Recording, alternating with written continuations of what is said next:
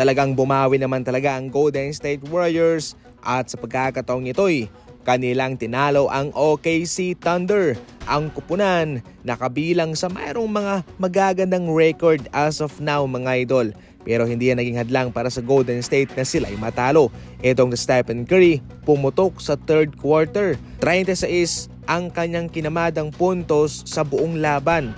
Yung kanyang pinakaproduktibo doon ay nanggaling sa third quarter. Mayroon pa yang 7 rebounds and 7 3-pointers. May mga tres din siya sa mga huling minuto ng fourth quarter na lalo pang bumaon sa OKC Thunder. Si Kuminga 20 puntos, si Melton 19 points, 10 rebounds, si Andrew Wiggins 18 points, 8 rebounds, si Draymond Green 11 assists and 8 points. Sa kabilang banda, ginawa naman ng OKC Thunder ang kanilang makakaya para mabaliktad yung laban pero wala talaga.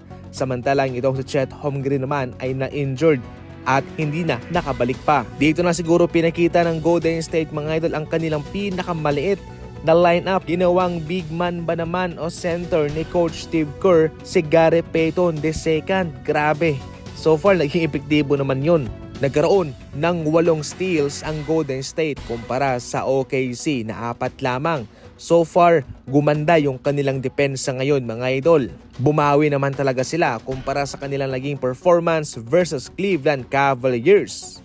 Sinabihan ni Jaylen Brown ng isip bata si Giannis pagkatapos na fake handshake ba naman siya nito mga idol pagkatapos na matawagan ng offensive foul si Giannis kanina. Talagang kung mapapansin nyo dito parang nag-i-enjoy lang itong si Giannis, di ba? Parang hindi siya seryoso sa kanilang kalagayan imbis na magseryoso. Ayun, parang naglalaro. Kahit na nga natisod pa itong si Jason Tatum kanina, ito nagpatuloy pa rin mga idol at nagtapos na mayroong 31 points, 12 rebounds at 6 assists para tapusin ang laban kanina kahit yan sa 42 points ni Giannis and 13 rebounds. Samantalang si Dame nag-struggle, 14 puntos lamang siya.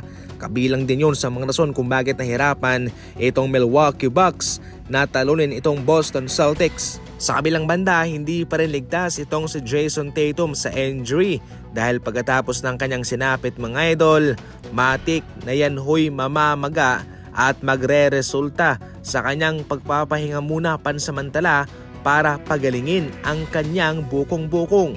Ngayon, syempre okay lang yan pero kinabukasan siguradong mamamaga yan. As of now, wala pa namang kumpirmasyon patungkol dyan pero kung sakaling hindi makakalaro si Jason Tatum, marami pa namang mga backup ang Boston Celtics para gamitin mga idol.